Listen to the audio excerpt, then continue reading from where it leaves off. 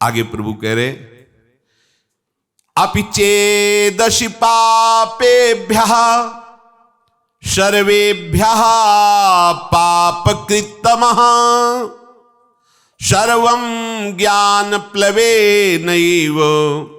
व्रजिनं संतरिष्यसि। अगर तू सबसे बड़ा पापी भी है, बहुत अधिक पापी भी है, तो मेरी बात मान ले, तो इस नौका पे बैठ जाएगा और पार हो जाएगा, ज्ञान रूपी नौका पे। जैसी तुम्हें पद्धति बताई उस तरह से चलोगे तो चाहे जितने बड़े पापी हो, तुम संसार समुद्र से पार हो जाओगे, परमानंद में डूब जाओगे। अपि चेदशि पापेभ्यः सर्वेभ्यः पापकृत्तमः। पाप करने वालों को पापकृत कहते हैं, अधिक पाप करने वालों को पापकृत्तर कहते हैं, और जो महापापी होता है उसे पापकृत्तम कहते हैं। अगर तू महापापी भी, पापकृत्तम अर्थात महापापी, मतलब तुमसे बढ़कर कोई पापी हो ही नहीं सकता, वो भी भगवत प्राप्ति करने का अधिकारी है यदि ऐसे चले जैसा भगवान ने बताया। सदगुरु के पास जाके साष्टांग दंडवत करके विनम्रता पूर्वक उनकी अधीनता स्वीकार करके उनसे प्रश्न करे, जिज्ञासा करे, या वो अपनी तरफ से जो आपको आदेश उपदेश करें अक्षरशः पालन करें, तो आप चाहे जितने बड़े पापी हो आप भगवत प्राप्त कर लेंगे। कितना बढ़िया भगवान विश्वास दिला रहे, भगवान कह रहे ना, इसलिए किसी और प्रमाण की तो जरूरत नहीं, क्योंकि इनसे बड़ा कोई न्यायाधीश है नहीं। जब वो स्वयं कह रहे हैं अपि चेदशि पापेभ्यः सर्वेभ्यः पापकृत्तमः, समस्त पापियों में भी तू सबसे बड़ा पापी हो तो भी तू जो मैंने पद्धति बताई उसके अनुसार चलेगा तो इस संसार समुद्र से पार हो जाएगा। आगे भी भगवान ने कहा अपि चेत सुदुराचारो भजते माम अनन्य भाग साधुरेव समंतव्या सम्यक व्यवसिता ही सहा। भगवान का एक कथन बड़ा सुख देने वाला है, आश्वासन देने वाला है। तात्पर्य यह है कि जो पापों का त्याग करके साधन में लगा हुआ है उसका तो कहना ही क्या है। देखो, कोई अपने को ये ना समझे कि हम बहुत बड़े श्रेष्ठ हैं। हम सबको उसी गंदगी से प्रभु ने उठाया है जिसे हम देखकर घृणा करते हैं ना, हम वहीं से हैं। बिल्कुल कहीं कोई श्रेष्ठता का अपने में आरोप न कर ले। श्रेष्ठ है तो सब श्रेष्ठ है, क्योंकि सब उसी से प्रकट है।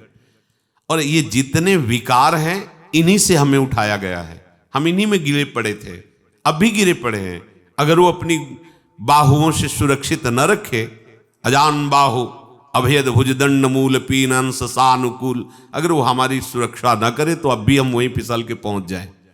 सबको ये बात समझनी चाहिए, कहीं इस बात का अहम ना आ जाए कि मैं श्रेष्ठ हूं, मैं महाभागवत हूं, मैं ज्ञानी हूं, मैं ब्रह्मबोध हूं।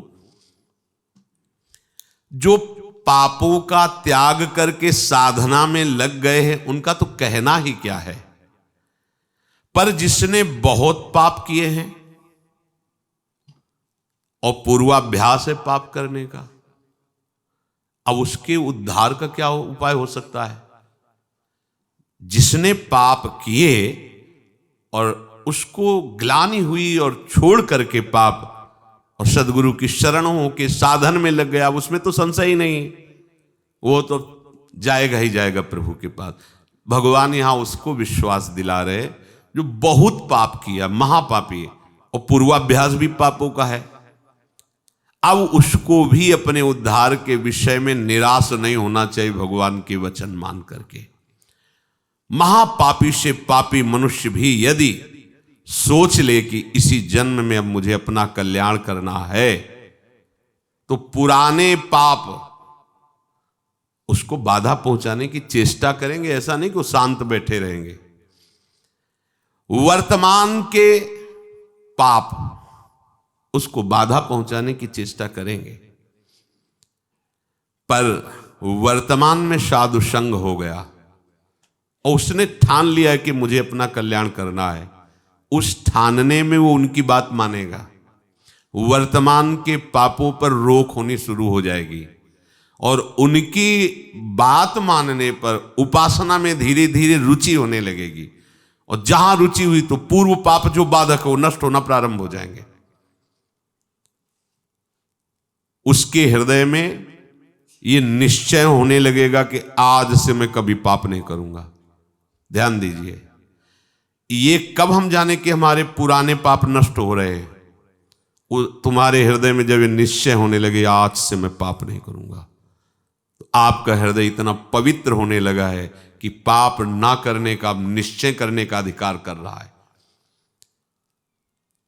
केवल भगवत प्राप्ति के लिए ही अब मैं चेष्टा करूंगा। उसके पापों का नाश होते देर नहीं लगती। जहां ऐसा निश्चय किया, फिर समझ लीजिए, पुराने पाप जो बहुत समय से कर रहे हैं वो भगवत मार्ग में नहीं आने देते, आने ही नहीं देते। वो बहुत बड़े बंधन हैं।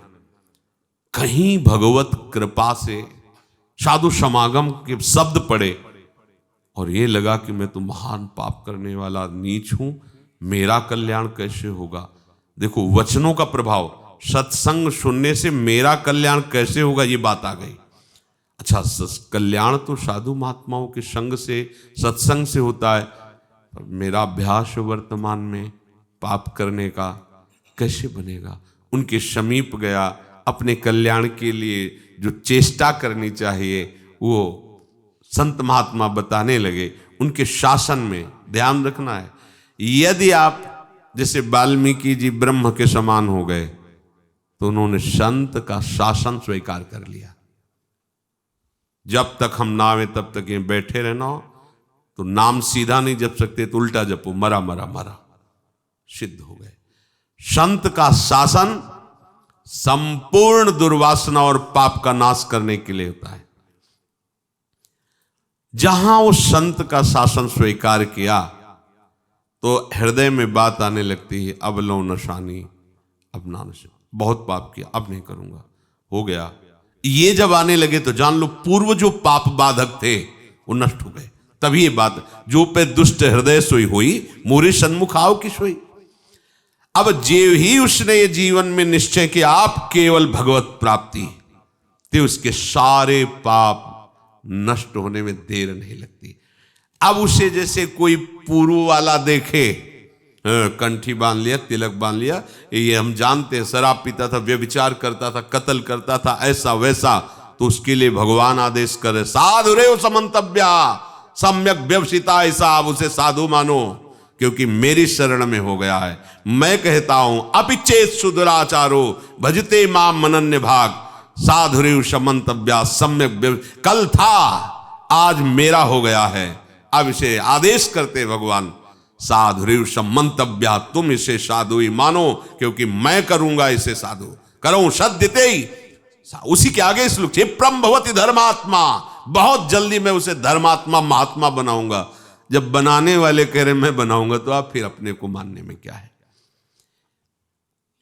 ऐसे उसके पाप नष्ट हो जाते हैं जैसे 100 वर्ष से घना अंधेरा छाया हो और आप प्रकाश प्रकट करें तो 100 वर्ष में ही क्या हो, अंधेरा नष्ट होगा क्या? ना, 1 मिनट में खत्म हो जाए। वो प्रकाश जो ही जला, अंधेरा खत्म। ऐसे ही पाप नष्ट होता है। बोले बहुत पुराना पापी है और ऐसे ही खत्म हो गए। ऐसे खत्म होता है शरणागत का पाप, जैसे 100 वर्ष से साल में अंधेरा है, एक बल्ब जला, 1 सेकंड में प्रकाश हो, खत्म। अंधेरा 100 वर्ष का। अब उसके लिए यह सिद्धांत नहीं कि 100 वर्ष आप प्रकाश करो तब अंधेरा खत्म, नहीं, ऐसे एक क्षण में पाप सारे के सारे भस्म शरण ने स्वीकार कर लिया। शरण ने, हम त्वाम सर्व पापेभ्यो मोक्षयिष्यामि मा शुचा, मैं पवित्र करूंगा। कितने घंटे में? 1 सेकंड में, जा खत्म। जैसे प्रकाश हुआ 100 वर्ष का अंधकार नष्ट, ऐसे अनंत जन्मों के पाप सन्मुख होए जीव मोय जमहि, जन्म कोट यघ नासों। विश्वास करो इस बात पर। चेत, प्रभु कह रहे प्रायः ऐसे पापरत मनुष्यों को ये चेतना नहीं होती कि मैं भगवत प्राप्ति करूं, संत समागम या नाम जप, नाम कीर्तन, चेतना नहीं होती इनकी। ये चेतना लुप्त रहती है। ऐसा नहीं कि उनमें सामर्थ्य नहीं, पर वो लुप्त। पापवंत कर सहज स्वभाव, भजन मूर्ति ही भावन का। उसके अंदर भाव ही नहीं आएगा भजन आदि का। तो चेत ऐसे जो पापात्मा जन होते हैं, पहली बात उनके अंदर सत्संग में जाना या भजन आदि इसकी रुचि ही नहीं हो। अगर कहीं भगवत कृपा से या किसी, अब जैसे उनके अंदर ये रत्या है, उनकी पत्नी भगवत चरणारविंद की, महाप्रभु की शरणागत है, आश्रित है, तो कैसा कृपा बन रहा है। वो जरूर बोलती उस समय, फिर मंजीरा लेकर राधा नाम का, ये तो बढ़िया है, राधा नाम कीर्तन कर। यद्यपि ऐसा नहीं करना चाहिए, ऐसे दुर्व्यसन नहीं कर, पर दुर्व्यसन नहीं छोड़ सकते और राधा नाम स्वीकार कर लिया तो इस बात हमें विश्वास है, राधा नाम की महिमा पर निश्चित आपका मंगल होगा। निश्चित आप इसी जन्म में ऐसी घृणा करेंगे कि देख लेना, निश्चित ये नाम और ये भगवत प्रीति, ये भगवत प्रीति है। मैं नीच हूं, मैं पामर हूं, अधम हूं, पर प्रभु आपका नाम, आपका गुण कीर्तन, आपकी महिमा, छुट्टी 84 भ्रमंते निरखय जुगल किशोर, ये हम सत्य मानेंगे। इस असत वृत्ति की सत्ता नहीं है, और इसकी राधा नाम की, चतुरासी जी की इसकी सत्ता है।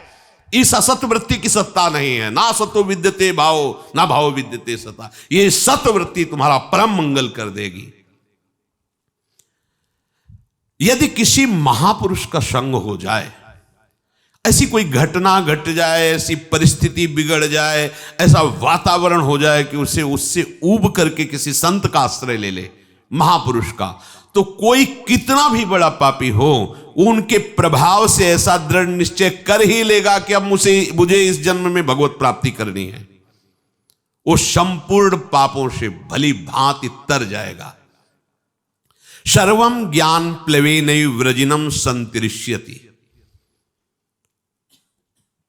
प्रकृति के कार्य शरीर और संसार के संबंध से ही पाप होते हैं।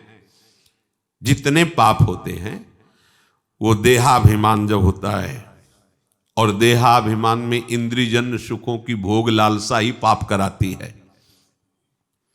और जब संत संग होता है तो संत संग का प्रभाव होता है सर्व संबंध विच्छेद। ध्यान दीजिए, आपु सरिस चाहे सबकी ना, संतों का स्वभाव और प्रभाव आपु सरिस जैसे वो हैं वैसे बनाना चाहते हैं, या आपु सरिस चाहे आपको भगवत स्वरूप बनाना चाहते हैं। संतों के संग का प्रभाव सर्व संग पहो हिमाम, सर्व संबंध विच्छेद, शरीर से, अंतःकरण से, इंद्रियों से, शरीर संबंधियों से, भोगों से। अगर ये नहीं तो संत संग नहीं हो रहा है। संबंध विच्छेद, संबंध पुष्टता ये अविद्या का संग है। संबंध विच्छेद यही ज्ञान है, यही अज्ञान के नाश का स्वरूप है। ये अहमता ममता एकमात्र प्रियालाल के चरणों में समर्पित, कोई संबंध नहीं। ध्यान देते हो इस बात पर? ओ नहीं, ये वो प्रपंच लादे घूम रहे हो, जैसे हरिवंश प्रपंच बंच सब ये काल ब्याल को खायो, ये जिए जान श्याम श्यामापद कमल संग शिरनायो। सर्वम ज्ञान प्लवेनैव व्रजिनम संतरिष्यति। जहां वो संत महापुरुष के संग के प्रभाव से सर्व संबंध विच्छेद हुआ, तो अब उसको तरना बाकी नहीं रह गया, तर गया। मूला भावे कुतः शाखा, जब मूल ही कट गया तो अब शाखा कहां टिकेगी? तो बोले मूल था शरीर, अंतःकरण और भोगों का संबंध, संत प्रभाव से वो हट गया। अब जो बचा वो भगवद आश्रय, भगवत प्रीति या स्वरूप बोध। यथैधांसि समिद्धोग्निर भस्मसात् कुरुते अर्जुन, ज्ञानाग्निः सर्वकर्माणि भस्मसात् कुरुते तथा। हे अर्जुन, जैसे प्रज्वलित अग्नि ईंधनों को सर्वथा भस्म कर देती है, ऐसे ही जब संत संग से ज्ञान प्रकट होता है तो संपूर्ण कर्मों को सर्वथा के लिए भस्म कर देती है। ये बात भगवान के वचन। यथई धाम से समिद्धोग निर्भस्म सात कुरते अर्जुन। पीछे के श्लोक में भगवान ने बताया कि जब कोई संत महापुरुषों का आश्रय लेकर के उनके द्वारा बताए हुए मार्ग पर चलता है तो कितना भी बड़ा पापी हो, मार्ग में चलने का तात्पर्य नौका पे बैठना, वो ज्ञान रूपी नौका से पाप रूपी संसार रूपी समुद्र से तर जाता है। तो बोले समुद्र से पार हो गया पर समुद्र तो रह गया, समुद्र की सत्ता तो है। तो आगे के श्लोक में भगवान कहते हैं भस्म सात कुरते अर्जुन, कुछ नहीं बचता। उदाहरण में कह रहे कि जैसे प्रज्वलित अग्नि के साथ संयोग करा दीजिए, कुछ भी वो सबको अपना स्वरूप प्रदान कर देगी। लोहा डाल दीजिए, सोना डाल दीजिए, बिष्ठा डाल दीजिए, चंदन डाल दीजिए, जो भी डालोगे वो अग्नि अपने ताप से उसे अपना में स्वरूप दे देगी। लोहा भी अग्निमय हो जाएगा, सब कुछ वो भस्म कर देगी, कुछ शेष नहीं रहेगा, किंचन मात्र शेष नहीं रहेगा। ज्ञानाग्नि सर्व कर्माणि भस्मसात् कुरुते तथा। जैसे अग्नि सब कुछ भस्म कर देती है, ऐसे ही संत संग के प्रभाव से प्रकट हुए ज्ञान रूपी अग्नि से संचित प्रारब्ध क्रियमाण सब भस्म हो जाते हैं। संचित प्रारब्ध क्रियमाण तीनों कर्म भस्म हो जाते हैं। अग्नि में जैसे काष्ठ का अत्यंत अभाव हो जाता है, ऐसे ही संत संग से प्राप्त हुए ज्ञान से पूर्ण समस्त बंधनों का अभाव हो जाता है। सब बंधन भस्म हो गए, कोई बंधन नहीं, न कर्म बंधन, न शरीर बंधन, न भोग आसक्ति, न देह के संबंधियों का बंधन। तात्पर्य है संसार शरीर से संबंध विच्छेद हो जाने पर ही विशुद्ध बोध होता है, और वही जब कहो तो उसे माना जाता है कि हमारे साथ कटु व्यवहार हो रहा है। ये कटु व्यवहार तुम्हारे माने हुए राग पर हो रहा है। जब तक इस राग का तुम वैराग्य में परिवर्तन नहीं करोगे विवेक के द्वारा, तब तक परमार्थ का अनुभव नहीं हो सकता। वैराग्य को समझा जाता है स्वेच्छाचार। अरे ककारा नहीं आता परमार्थ का, केवल कपड़ा बदल लेने से परमार्थी थोड़ी हो जाते हो। हाँ, परमार्थ के जो महारथी हैं महापुरुष जन, उनके पास उनकी अधीनता स्वीकार, तब परमार्थ का ककारा आएगा। नहीं तो भगवान और सरकार और अवतार बनने में देर नहीं लगती, माया बना देती, देर नहीं लगती। हाँ, जहाँ 10-20 हजार लोग दंडवत किए तो यहाँ आने लगता है हम तो कुछ विशेष हैं, और जहाँ विशेष है तहाँ फिर वो भगवान की माया अपना प्रभाव दिखा देती है। बड़ा विचित्र खेल है, बिना गुरु कृपा के समझ में नहीं आता। अगर इस अहंकार पर कोई शासन कर सकता है तो एकमात्र भगवान ही कर सकते हैं, गुरुदेव भगवान ही कर सकते हैं। संबंध विच्छेद होने पर ही आपको परमात्म तत्व का अनुभव होगा। बैठा लो इस बात को। शरीर से अपनापन, शरीर संबंधियों से अपनापन, भोगों से अपनापन हटाना ही पड़ेगा यदि भगवत प्राप्ति करना चाहते हो। देखो महाप्रभु कह रहे दूरादपास्य स्वजनान सुखमर्थ कोटिम सर्वेषु साधन वरेश्चिरम निराशा तो वर्षंत में उस सहजाद्भुत सौख्य धाराम श्री राधिका चरण रेणु माम स्मरम। सैकड़ों बार इस श्लोक को सुनाया होगा, आपने सुना होगा और पढ़ा होगा। दूरादपास्य स्वजनान, परिवार के संबंध से बहुत दूर, घर में रहते हुए बहुत दूर, गृहस्थ हो तो भी बहुत दूर, राग रहित होना। जैसे ये बड़े बड़े महापुरुष जो गृहस्थी में, उनके जीवन चरित्रों को पढ़ के देख लीजिए। श्रीवास जी के घर में कीर्तन हो रहा है, पुत्र पधार गया, कान में जाके कहा पुत्र महाप्रभु तक आवाज नहीं जानी चाहिए, कीर्तन नहीं बंद होना चाहिए, कीर्तन बंद हुआ तो मेरे प्राण निकल जाएंगे। और उछल उछल कर कीर्तन कर रहे हैं, राग रहित। अगर राग हृदय में है तो चाहे आप गृहस्थ हो चाहे आप विरक्त हो, इसे कोई फर्क नहीं पड़ता है। ये अंतर का, भगवत प्राप्ति अंतर के विषय से होती है। ये आचार्य परंपरा, ये वेश बाहर से त्याग करते हुए आंतरिक राग को मिटाने के लिए है, जो निवृत्ति मार्ग के उपासक हैं। नहीं तो जो निवृत्ति मार्ग के प्रभु हैं वही प्रवृत्ति मार्ग के प्रभु हैं। जो भगवत प्राप्ति निवृत्ति मार्ग को होती वही प्रवृत्ति मार्ग को होती। बस अपने सिद्धांत से चले, दोनों को ही वैराग्य धारण करना होगा। एक को बाहरी और आंतरिक दोनों, और एक को केवल आंतरिक बाहरी व्यवहार में रहते हुए भी वो भगवत प्राप्ति वैसे ही करेगा। संबंध विच्छेद, ये बड़ी जोर की बात है। संबंध विच्छेद बिना संबंध के नहीं हो सकता। कोई तो हमारा हो, अब उसको अपनापन ना सदगुरुदेव में है ना श्री जी में है, तो संबंध विच्छेद कर ही नहीं सकता, केवल नाटक होता है। क्या होगा ये लाल पीले धारण करने से? आंतरिक राग की पुष्टता के लिए कपट पूर्वक परमार्थ का पोषण, बड़ा चतुर बनता है जीव, और वो चतुराई करके स्वयं नरक जाने का रास्ता पुष्ट करता है। समझता कोई जानता नहीं। अरे जिसके तुम हो वो तो जान ही रहा है ना, वो तो सबके हृदय बैठा हुआ, वो खुद देख रहा है, साक्षी है सबका, वो सबका दृष्टा है। कैसी भूल है कि जिन विषयों को त्यागने के लिए मार्ग लिया जाता है, उन्हीं विषयों को भोगने के लिए इसका कपटपूर्वक आश्रय। कैसा कैसा भगवान का ये विचित्र माया जाल है। वो जानते, दूसरों को उपदेश दे सकता है, वो दूसरों के लिए वो लिखित दे सकता है, और अपने लिए पर उपदेश कुशल बहुत है। दूसरों को उपदेश देने के लिए तो क्या आनंद आता है, लेकिन अपने आचरणों पर उस उपदेश को उतारो, तभी भगवत प्राप्त। संबंध विच्छेद,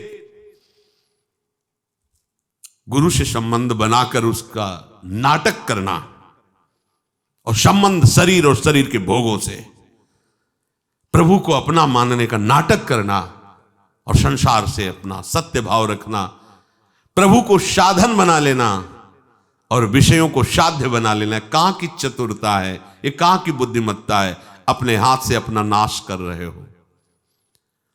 जब तक संबंध विच्छेद नहीं, तब तक परमात्म तत्व का बोध नहीं। बातें बनाने वाले तो हम जैसे बहुत हैं, बहुत बातें बनाने वाले, खूब बढ़िया लच्छेदार भाषण हो सकता है, लेकिन परमात्म प्राप्ति लच्छेदार भाषण देने और सुनने से नहीं होती, उसका वर्ण करने से होती है। सब संबंध विच्छेद, एकमात्र प्रियालाल से अपना संबंध। वास्तव में जब तक कोई अपना किसी को मानता है, अपना संबंध किसी से रखता है, तब तक प्रभु से अपनापन होता ही नहीं है। जब तक अपने लिए कर्म करता है, अपने लिए भोग सामग्री मानता है, तब तक वो भगवत भाव में प्रवेश नहीं पाता है। जैसे देखो, आप चिंता मत करो, आपका भरण पोषण पूरा निर्वाह प्रभु पहले से कर रहे हैं, आप जान नहीं पा रहे हो। कल किसी ने प्रश्न किया था कि अगर माता पिता न रहे अमुक के, फिर उसका भरण पोषण कौन करेगा? ये भगवत शरणागतों के मुख में ऐसी बातें नहीं होनी चाहिए। आज तुम जिनके द्वारा पोषित हो, वो भी उसी के द्वारा पोषित है, उस प्रभु के द्वारा। आज तुम्हारी वो रक्षा कर रहा है, लेकिन तुम किसी को अपना माने इसलिए समझ नहीं पा रहे हो। कल वही तुम्हारी रक्षा करेगा, वही भरण पोषण करेगा। व्यर्थ में चिंता मत करो। ये चिंता तभी होती है जब चिंतामणि श्री स्वामिनी जी के चरणों से आपने संबंध नहीं स्वीकार किया है। चिंता करने की जरूरत नहीं है। अपने जीवन से हम जानते हैं। हम अपना उदाहरण इसलिए देते हैं कि अपने हृदय की बात हम आपको बता सकते हैं। एक आदमी भी पानी देने के लिए नहीं था। अगर हमें औषधि चाहिए तो मुझे पैसा मांगना पड़ेगा। जो माने हुए अपने को हैं धनी, और उनके पास जाके निवेदन करना होगा। लगता था आगे क्या होगा। ज्यादा वर्षों की बात नहीं, 14 वर्ष 15 वर्ष पहले की बात। अगर हम मांगने गए तो उधर पोषण के लिए रोटी है, नहीं तो नहीं है। हम पानी उठा के पिए तो है, नहीं तो नहीं है। दवा लेने के लिए पैसा मांगने गए तो है, नहीं तो नहीं है। कल के लिए विचार कभी आते थे कि क्या होगा। जब हम उठ नहीं पाएंगे, जब हमारी किडनी इस स्तर की हो जाएगी, तब क्या होगा? क्या होगा? अंदर से अरे शरीर छोड़कर प्रभु के पास जाएंगे, और क्या होगा? इसीलिए तो हम भगवत मार्ग में हैं, प्रभु से मिलन के लिए। चिंता क्यों करते हो? एक प्रश्न उठता है जीवत्व को लेकर, व्यवहार को लेकर के, लेकिन आराध्य देव की कैसी कृपा, कैसी लीला! प्यार करने वाले, सेवा करने वाले, सेवा की शौन व्यवस्था जैसे आकाश से गिरती ना, ऐसे गिरी है, ऐसे गिरी है। ये कोई न सोचे हम वृंदावन वास कर रहे हैं, बुढ़ापे में हमारी कौन सेवा करेगा, हमारी कौन व्यवस्था करेगा? हम अपने हृदय की बात कह रहे हैं। आगे आगे जैसी आवश्यकता हुई, वो इसलिए दिखाया कि तुम्हारी ये स्थिति है और हमारी कृपा की ये स्थिति है, दोनों पार्ट दिखा दिए। तुम्हारी सामर्थ्य ये है और मेरी सामर्थ्य का एक इशारा ये है, मारी व्यवस्था घूमती है। जिस व्यवस्था के लिए सोचते थे क्या होगा, उस व्यवस्था को ऐसे ऐसे बिखेर दिया। वो सर्व सामर्थ्यशाली प्रभु। कभी अविश्वास मत करो। नाड़ियों में रक्त प्रवाह, शरीर का बालक से जवान हो जाना, श्वासों का आना जाना, भोजन का पचना, ये क्रियाएं तुमसे हो रही क्या? तुम्हारे ही शरीर में ये तुमसे हो रही क्या? नाड़ियों का रक्त प्रवाह, शरीर का अवस्था परिवर्तन होना, श्वासों का आना जाना, भोजन आदि का पचना, ये किससे हो रही है? तुमसे हो रही क्या? खाना पीना, चलना बैठना, देखना बोलना, ये किससे हो रहा है? तुमसे हो रहा है क्या? परंतु अज्ञानवश इन क्रियाओं को अपना मान लेते हैं, अपने द्वारा इन क्रियाओं का कर्ता मान लेते हैं, तो ये क्रियाएं कर्म बन जाती हैं और उसको बांध लेती हैं। क्या देखा? उसका फल मिलेगा। अब जो दिखाओगे वही देखेंगे, जो सुनाओगे वही सुनेंगे, जैसे रखोगे वैसे। अभी मुक्त, अभी इसी क्षण मुक्त, बिगड़ी जन्म अनेक की, अब ही सुधरे। आज समझ में आती है ये बात? अब ही सुधरे। हम कर्म करके चाहते हैं मोक्ष पद, कर्म से मोक्ष पद नहीं होता, कर्म त्याग से मोक्ष पद होता है। कर्म का कर्ता भाव त्याग, कर्म का फल त्याग, जो बचा वो आपका स्वरूप होगा। शरीर संबंध, शरीर की क्रियाओं से संबंध, शरीर के भोगों से संबंध, शरीर संबंधियों से संबंध का त्याग तो बचा वो परमात्मा स्वरूप। अभी मुक्त हो गए। अभी सारी साधना इसी बात की है। जब कोई भगवत आश्रित होता है और भगवत बोध होता है, तो जन्म जन्म के संचित कर्म स्वतः नष्ट हो जाते हैं भगवत कृपा से।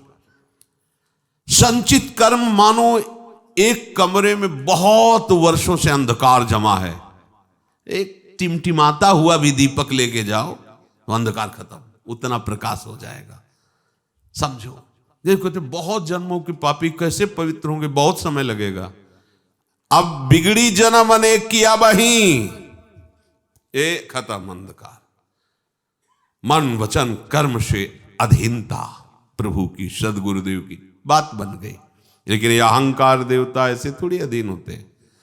जब तक ठोकर पर ठोकर नहीं खाते, या तो स्वयं प्रभु पधारे और मर्दन करें इस अहंकार का। जैसे कालिया नाग था ना, जो फण उठाता अपने श्री चरणों की, ऐसे प्रहार करते श्री चरणों की, चोट पहुंचाते, खून उगलता हुआ शरणागत हो गया। त्राहि माम, रक्षा करो। हाँ ठीक है। ऐसे इस अहंकार रूपी जो सर्प के फण हैं, इनको हरि गुरु कुचल दें तो बात समझ। और कुचलना ऐसे, जहां प्रभु फुंकार मारता, वो तो प्रभु ही कर सकते नहीं, उसके फुंकार में सब भस्म हो जाते। काली देह में जब प्रभु कूदे तो ऐसे थोड़ी हो कि त्राहि माम शरणागत आओ श्री कृष्ण, ऐसे नहीं। लपेट करके पहले उसने अपना पूरा प्रयास किया। तो अहंकार लपेट करके पहले पूरा प्रयास करेगा किसका? जो अहंकार नष्ट करने के लिए सोचेगा, चाहे हरि हो चाहे गुरु हो, अहंकार पूरा विरोध करेगा पहले। यहां आए काहे के लिए? वृंदावन काहे के लिए आए हो? जीवन को आबाद करने के लिए। यही जीवन आबाद, हमारे माई श्यामाजू को राज। जीवन तो बर्बाद इधर होता है, एक एक श्वास विषयों में व्यर्थ जा रही, उसे बर्बाद कहते हैं। ये तो सत्संग है, राधा नाम कीर्तन है, यश है प्रिया प्रीतम का, और कुछ नहीं है तो व्यास भरोसे कुंवर के सोवत पांव पसार, लाडली जी के भरोसे सो रहे हैं, उनका उच्छिष्ट पाके उनके लिए जीवन व्यतीत कर रहे हैं, हो गया। जो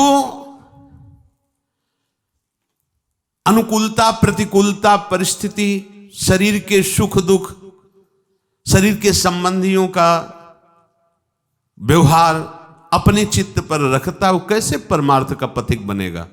ध्यान दीजिए, अनुकूलता प्रतिकूलता का प्रभाव, शरीर के संबंधियों का प्रभाव, वो असंतुष्ट हैं थोड़ा, इसलिए किस किस को हम संतुष्ट करेंगे? भगवत मार्ग में चले हैं, आप अगर सपोर्ट कर सकते हो तो हमारे हो, नहीं हम जानते भी नहीं कि तुम हमारे कौन हो। जाके प्रिय राम वैदे ही तजिए ताहि कोटि बैरी सम जद्य परम सने ही सबका मंगल हुआ। तजो पिता प्रहलाद विभीषण बंधु भरत महतारी, गुरुबल तजो कंत ब्रज बनितन भे मुद मंगलकारी। ऐसा नहीं कि आप परमार्थ के पथिक होकर किसी की प्रसन्नता के लिए आप परमार्थ को छोड़े, प्रियालाल की आसक्ति को जो आप स्वीकार करने के लिए बढ़े, उनके नहीं, आप किसी का नहीं। अगर आप हमारे स्नेह संबंधी हो तो मेरे प्राण प्रीतम से मिलने का सहयोग कीजिए, अगर नहीं तो तजिए ताहि कोटि बैरिशम जद्य परम सने। इस मार्ग के पथिक में गुंजाइश नहीं होती, किसी के आंसुओं पर किसी की धमकी पर ये मार्ग नहीं रुकता। ये मार्ग केवल हृदय की उत्साह संपन्न वृत्ति से भगवत मार्ग को स्वीकार किया जाता है। अब जो होगा देखा जाएगा। तो ये मार्ग अपने जो आराध्य देव का बल प्राप्त हुआ उसके बल से चला जाए। आप लोगों को तो उपदेश मिल रहा है, सुविधा मिल रही, सपोर्ट मिल रहा है, कोई सपोर्ट नहीं। 13 वर्ष की अवस्था, कोई बस वही एक भगवान का बल, उन्हीं का निश्चय, हर जगह सावधान। नई अवस्था थी, कहीं कहीं कोई फंसाव नहीं, सीधे निकल। फिर गंगा की धारा जैसे प्रवाहित होती है, ऐसे जीवन की धारा उन्हीं के चरणों में। अब वृंदावन आ गए। प्रतिकूलता, तिरस्कार, अपमान, क्लेश, ये जीवन का हमारा लक्ष्य है, यही हमारे लक्ष्य की पूर्ति कराएगा। कल इन लोगों से बता रहे थे, देखो अभी सर्दी नहीं आई, श्री जी ने आप सबकी व्यवस्थाएं कर दी। हम अपनी आपको बताते हैं, कभी कभी जब ज्यादा सर्दी होती तो पास के आश्रमों में जाते तो देखते थे सब अपने अपने कंबल लिए ओढ़े, कोई पूछता भी नहीं था कि पता नहीं कंबल उड़ा दे रात में लेके भाग जाए तो। ऐसी कांपते हुए शरीर ठंडी करती। फिर निश्चय किया ओढ़ना ही नहीं, हमें आश्रय ही नहीं लेना इसका। और भगवत कृपा से कभी जुखाम या बुखार भी नहीं आया। भीषण सर्दी ऐसे सहते हुए आपके अंदर सब सामर्थ्य है। रहीमन बहु भेषज करत ब्याध न छाणत साथ, खग मृग बसत अरोग बन हरि अनाथ के। दवाइयां खा के व्यवस्था करके भी कभी जुखाम नहीं, 10वें वर्ष कभी जुखाम नहीं हुआ। भीषण सर्दी गर्मी बरसात हर ऋतु को वो शरीर सामर्थ्यशाली हो, भगवान वैसी कृपा करते हैं। ये परमार्थ के पथिक की ये बातें हमारी समझ में नहीं आती। अन्य आश्रय व्यवस्था का गुलाम, ये समझ में नहीं आता। तुम भगवत प्राप्ति के लिए निकले हो, संबंध जीव के ते बनाए हुए हो। न शरीर से संबंध विच्छेद, न भोगों से संबंध विच्छेद, न परिवार से संबंध विच्छेद। चना एक बार भुन जाए फिर निश्चिंत हो गए। उसे खेत में बो दो, खूब खाद लगाओ, अंकुरण नहीं होगा। एक बार तो भुनने दो इसे, एक बार तो आग में जलने दो इसे, एक बार तो वासनाएं भस्म होने दो। शुरुआत में ही तुम वही सिद्धावस्था धारण कर लोगे तो कैसे बात बनेगी? अनुकूल प्रतिकूल परिस्थिति साधक को सुखी दुखी नहीं करती। जो भगवत मार्ग का पथिक होता है, एकमात्र उसका लक्ष्य होता है भगवत प्राप्ति। तो ऐसे उपासक के संचित प्रारब्ध क्रिमाण ये सब भस्म हो जाते हैं, कर्मों से उसका कोई संबंध नहीं रह जाता, वो जीते जी जीवन मुक्त हो जाता है। शेष चर्चा की। श्री राधा वल्लभ लाल।